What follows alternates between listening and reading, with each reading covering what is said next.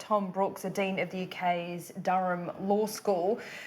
Professor, thanks so much for your time. We will get to that particular scandal in your neighbourhood in a moment, but serious news overnight with the US pulling back and pulling out of Syria. There's already reports that US troops have begun to leave the area.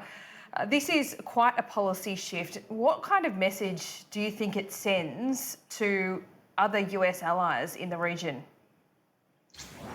Well, first of all, I think it sends a very bad message to America's allies that it seems that Trump has given no one any warning about what he was doing, what he was planning here. And this is quite a thing to just kind of do unilaterally all of a sudden.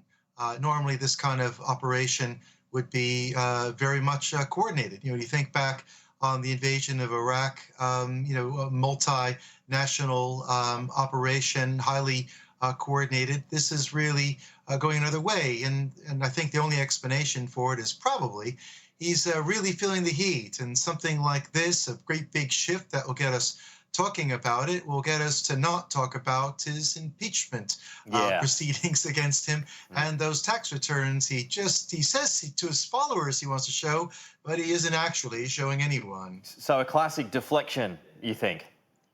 Yes, this is the so-called dead cat strategy of throwing something out to distract attention from something else. But what a thing to distract others about. A terrible conflict, ceding land, real problems in Syria, not much better at all than they were months ago. This is not a game whatsoever. Yet it seems that for the president, anything that can shift things off the front page about him is worth it. We'll see how that goes. Seems so. Now let's get back to Brexit, your neck of the woods, please, Professor. I'm really confused again. I don't know where we're at. Is there going to be an extension?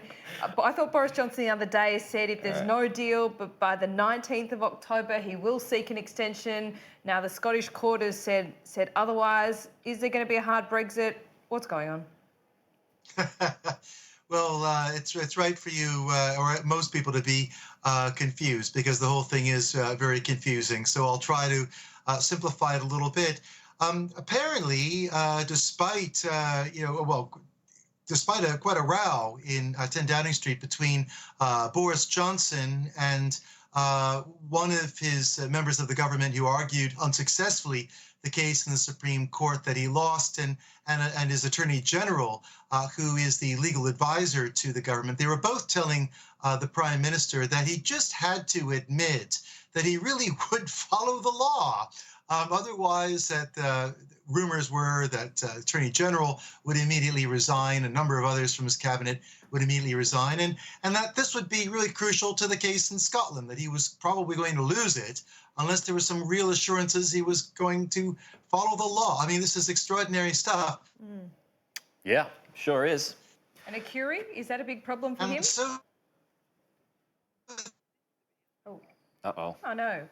Yeah, I tell you what, that is conspiracy theories. Well, yes, you're right about that. I tell you what, that story is much easier to follow. Yeah, that is. And, politically, possibly more damaging for him, though. But as always, that interview has raised more questions. Yes. They did answer them. Yeah, that's right. Very good.